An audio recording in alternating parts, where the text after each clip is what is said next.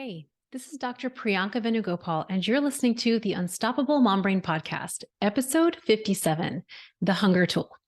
I can't believe that we have gotten this far along in the podcast journey, and I have never actually talked about the hunger tool.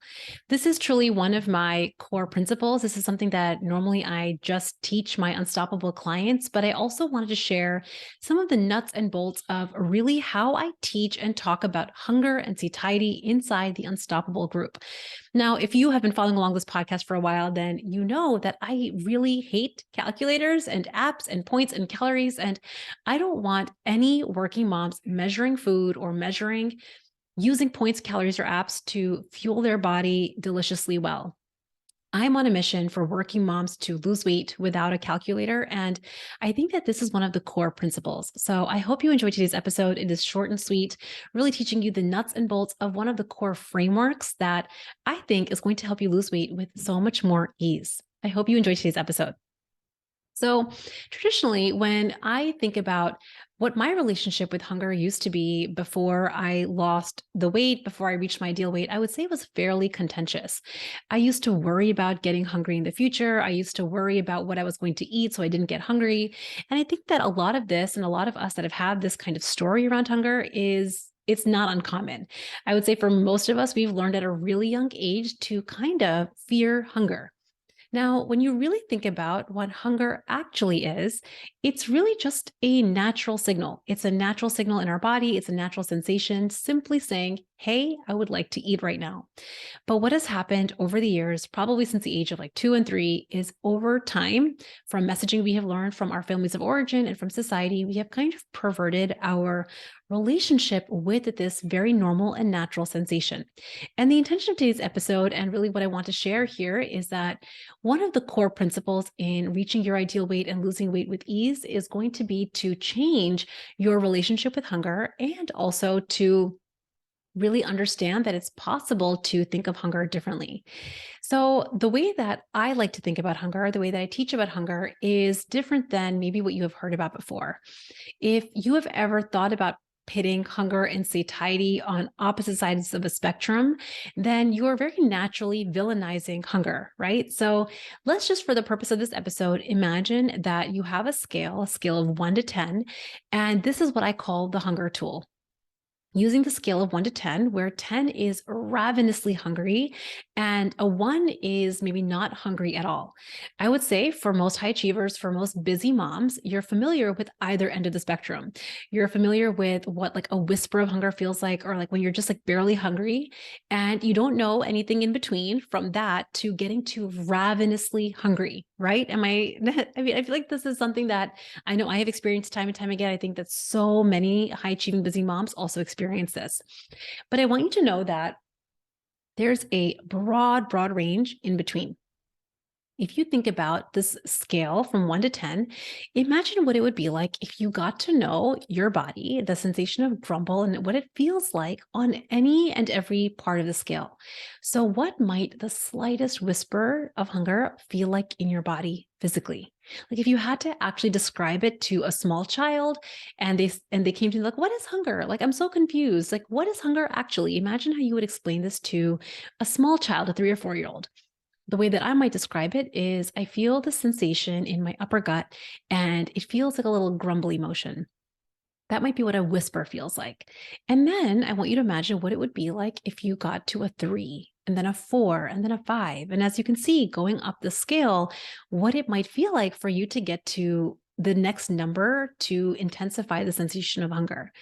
And imagine for each of these numbers on the scale, you were describing it scientifically to a child. And now imagine getting to a 10. So the way that I would describe ravenously hungry to a child is like, oh my gosh, my stomach is grumbling around and I feel like really big rolling movements. And I might sometimes hear a sound. And like the sound is like a growling sound and I feel it in my upper belly. And I want you to notice that the way that I'm describing even ravenously hungry to a 3 or 4 year old is not scary. Okay, let me say this part again. Normally, when we imagine ourselves experiencing hunger, remember the contentious relationship I talked about, we make it very dramatic. Like, I can't believe I don't want to get hungry. It's going to be terrible. I don't want to feel hunger in the future. It's so bad. I would never tell a 3 or 4 year old child about hunger in that way. It's very scary, right? To think about experiencing intense hunger in that way. And what that does, that kind of fear around hunger actually prevents us from getting to know our bodies, getting to actually know hunger and then responding to it in a way that is proportionate, that actually makes sense. So let's come back to how would we describe every level of hunger to a 3 or 4-year-old child without scaring them, where we kept it playful, where we kept it scientific, where we kept it simple. I want you to imagine what that would be like for you. And then once we've done this, and this might be hard, actually, before I even get into more about the scale and actually the next step, I want to actually tell you there's a few caveats that really might make this challenging for you. And if it is, don't worry, you're not alone. There are a few things, there's probably about 4 caveats that I can think of that might get in the way of you knowing and deeply having a relationship with your body and your experience of hunger. The very first and foremost thing, this is the most common one, is if you have been in the practice of consuming a lot of highly processed foods like flour and sugar, it has made your body a sugar burner. I talked about this in a lot more detail in one of my earlier episodes called The Truth About Flour and Sugar. I highly recommend you go and listen to that. I don't want to recap the whole thing, but in a nutshell, when you're consuming highly processed foods like flour and sugar, specifically like modified from the industrialized food industry, like I'm talking about things that are broken down, milled into a powder, and then turned into food, our body has certain chemical responses when she is consuming foods like that. We have huge spikes in our insulin, which is a fat storage hormone. And of course, also what happens on the side is there's a huge spike of dopamine and endorphins, which keeps your brain and your body craving those foods. We want to eat more. We have a lot more hunger. We have a lot more desire. And so sometimes simply just that consumption of processed foods is going to make you feel hungry a lot more than you naturally would be if you were not consuming those foods. I want you to really think about and I've mentioned this example before, but how does it make any sense that we have plenty of resources stored in our body in the form of fat, and yet we feel hungry or maybe even hangry all the time? Are you familiar with this? Like, how is it even possible? Why would we feel so much hunger all the time if we have so much resources stored in our body? It's because our body has not gotten used to and very efficient at burning fat for fuel. So if this is interesting to you, if the caveat 1 you think applies to you, make sure you go and check out that episode. And honestly, a quick solution to that is take a break. Take a break from flour and sugar for 2 to 3 weeks, and you will see your body will start to reverse some of this process. So it's incredibly simple to do. You just have to commit to doing it, and it will feel incredibly good for you. Another caveat that I want to tell you is going to drive up hunger when your body's not actually hungry is if you're experiencing high levels of stress. So again, I mentioned this because again, high achieving working moms, busy working moms, I imagine there's like a low drip of cortisol, coursing through your body. You have low doses of stress in your life often and all the time. And what I want you to know is when your body is experiencing stress, and think about like your body doesn't know the difference. When you think back to primitive times, your body doesn't know the difference between like a spreadsheet disaster and a lion outside the cave, or your boss saying, certain words to you at a meeting and the bear that's about to eat you. When you experience stress and your fight flight systems in your body are activated, your very primitive, reflexive, beautiful brain is like, listen, we probably need to store resources. And she will do this in the form of driving up hunger, making you hungrier and hungrier. So whenever you have a drive up of stress hormones in your body, you're going to experience more hunger. I want you to know that that's normal. And the solution to that is to learn other skills, additional skills, which we talk about on this podcast on how to manage your stress. But I want you to know, just for the purpose of this episode, that stress, if you have high levels of it, it's going to drive up hunger. And I just want you to be aware of it. The third caveat that I want you to know that is going to play a role is simply your long history of what your relationship with hunger has been like. If you have feared getting hungry, if you've been taught when you were like a child, eat up your whole breakfast now because we don't want you to get hungry later, right? Just think about what that message is implying, right? It's kind of implying like we don't want to get hungry later, as though getting hungry later is a massive problem. And I know because I still do this sometimes, especially with my daughter. I'm like, listen, eat your breakfast. We don't want you to get hungry later. I found myself doing this even on our trip in India, which I talked all about last week. It's something that is so reflexive, but it's something that we can start to catch and start to change. But it is one of those caveats that will block you from really understanding your body, getting to know your body, and getting to really learn about the different levels of hunger that will help make weight loss easier. The last thing, and this is something I'm going to kind of just touch on quickly, is oftentimes if you're thirsty, if you're not drinking enough water, it will signal to you as hunger. You might not feel parched in your throat. You might not feel thirsty. It might manifest as hunger. And so the way you know whether or not you're drinking enough water, this is what I used to tell my patients in my OBGYN practice, but I'm going to just share it here. Instead of just quantifying, drinking 80 to 100 ounces of water per day for women, that's kind of a standard amount. It's a lot more water than probably you're used to. But when you pee, is your pee light and clear? Again, we don't have to have numbers and calculators and like measuring water bottles, though that's one strategy. When you pee, is your pee light and clear? If it's not, you're likely not drinking enough water, and that will be a block for you to really understand the difference between true hunger, real hunger that your body's experiencing, and kind of this false facade of something that's not true hunger.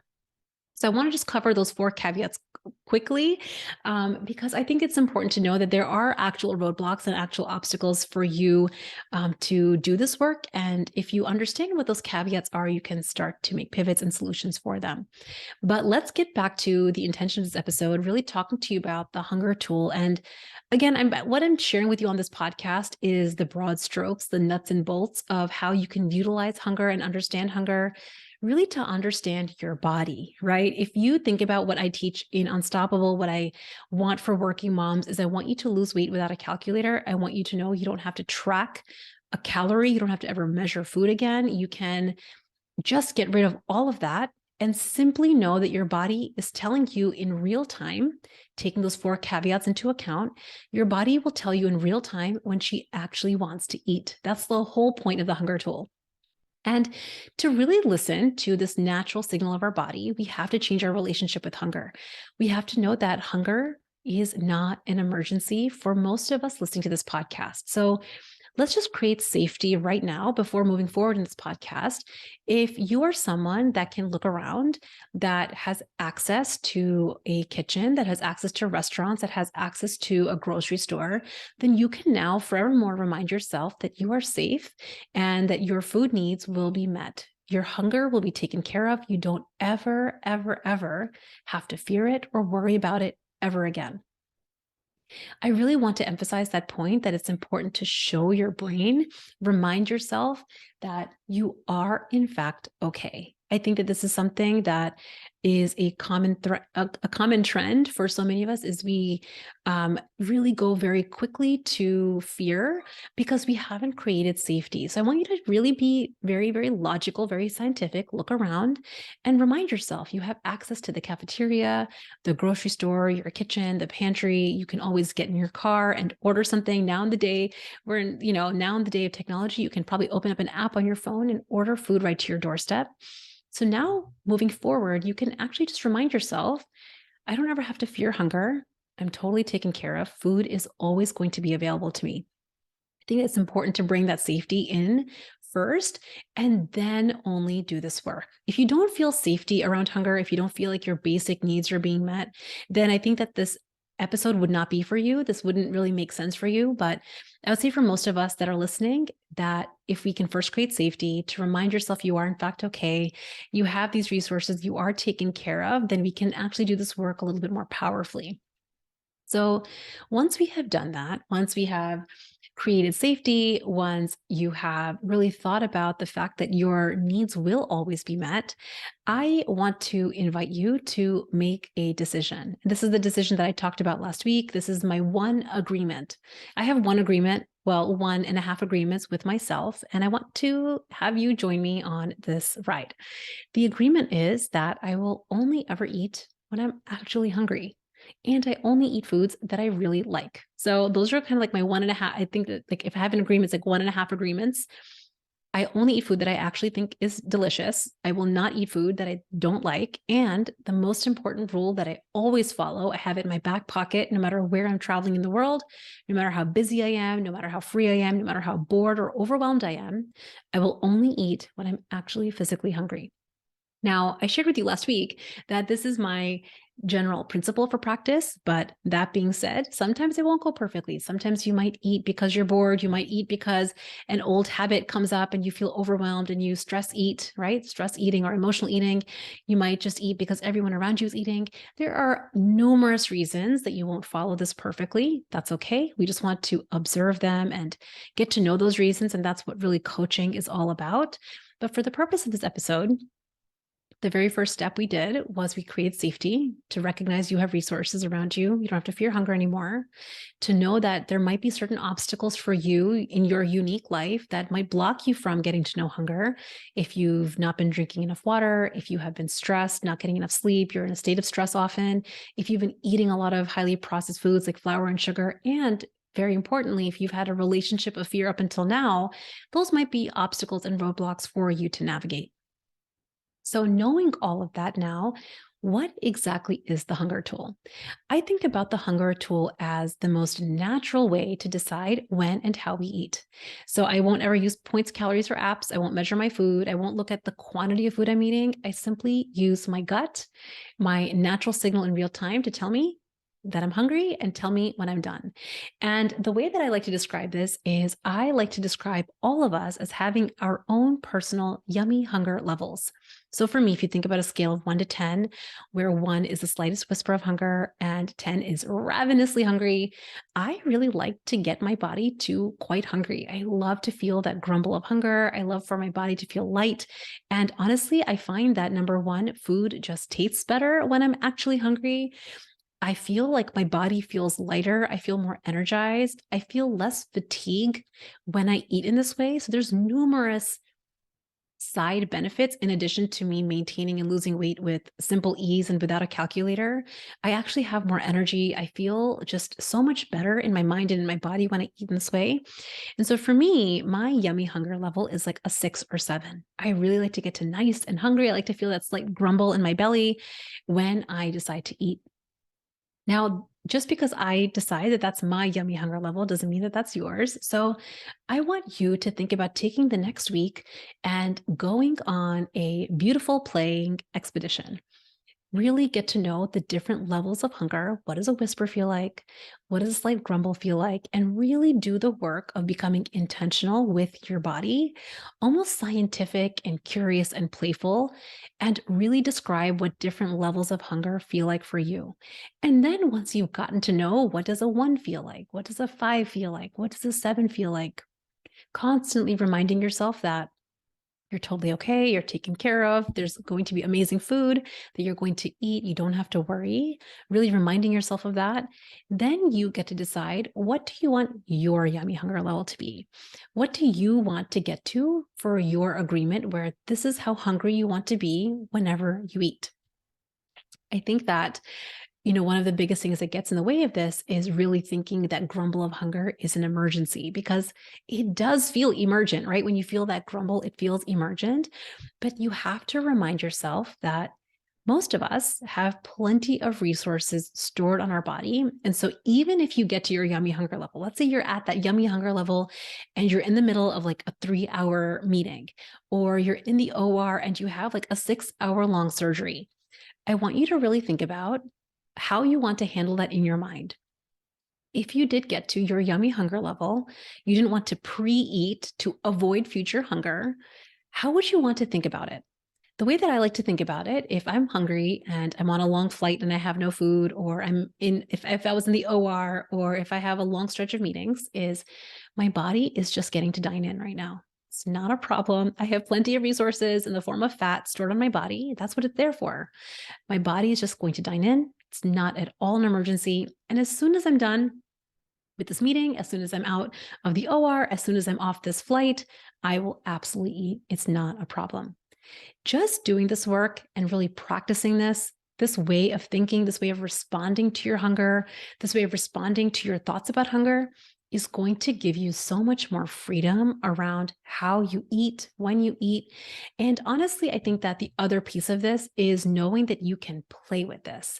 I mentioned this a little bit in last week's episode, but I think a big one, especially for working moms, is you want to maybe have dinner with the family, but like, what if you're not at your yummy hunger level then? I want you to really think about how you would solve this. So I mentioned kind of an example of this is, but if you know you want to be hungry you want to get to your yummy hunger level by the time you get to dinner, so you can eat dinner with your family and your partner and your loved ones, how would you eat during the day to make that happen? You might not eat the biggest lunch, or you might eat earlier in the day, or you might have something small, or you might eat different ingredients so that when you got to that dinner that you want to be hungry for with your family, you actually feel hungry.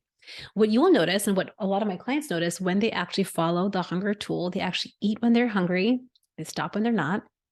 You'll be eating a lot less food than what you're used to. And this can be shocking. You'll be surprised how much more food humans are eating, particularly when you struggle with your weight. You're eating a lot more food than your body actually needs. And so this is kind of what I think of as like a natural reset. It's a natural way, it's like a natural signal that we haven't paid attention to forever, that we're simply starting to pay attention to starting now. I really wanted to share this hunger tool with you because I think that sometimes we are like, but how do I actually start implementing listening to my body? It is like this. It is just to know that you might have some obstacles in the way because of your old habits. It's not a problem. And to know that those old habits have come because of how you were raised, what society has taught you about hunger. And also know that you can change these habits. You can change the habit of overeating. But it starts here by getting super curious, almost scientific, with the sensation of hunger, getting to know it, get to know what a 1 feels like, what a 3 feels like, what a 7 feels like, what a 10 feels like, and don't be afraid of it anymore. Remind yourself that you're safe, that you have plenty of resources. It's never an emergency. Your body can always dine in on the excess, and you will always feed yourself at the earliest convenience. This is seriously something that does create incredible freedom because you can take this with you anywhere. You don't need to have apps and calorie counters and macros anywhere you ever go. You can go to your favorite restaurants. Like I shared in last week's episode, you can be in a fine dining experience, or you could be having the busiest work week. If you have an agreement that you will only eat when you're hungry, you will never treat your body like a trash can, I promise you, it makes this work so much easier. I really, really hope you enjoyed this concept today and you enjoyed this broad overview of the hunger tool. It is going to change everything. If you're enjoying this podcast, I would absolutely love it if you joined me on my email list. This is really where I share a lot of strategies, and really the very first time that I ever talk about free trainings I'm doing or anything new that I'm doing comes to my email list. So you can join my email list over at theunstoppablemombrain.com/magic, and you will be the first to know because I have some awesome things coming soon and I want you to be the first to know. I will see you all next week. Bye.